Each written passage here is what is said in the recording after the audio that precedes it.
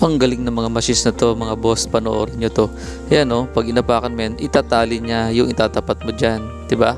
Tapos ito naman, ipapantay niya yung semento at may design na sobrang bilis niyan. At eto pang isang mabilis, lahat ng mga excess noong karton kayang tanggalin ganyan kabilis. Eto, ang laki ng prutas o gulay na to, pero ang pinapakita natin dyan, yung automatic peeler nila.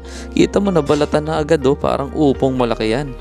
Tapos eto naman mga sticks, kita mo yan, hinihila dyan, tapos okay na yung sticks.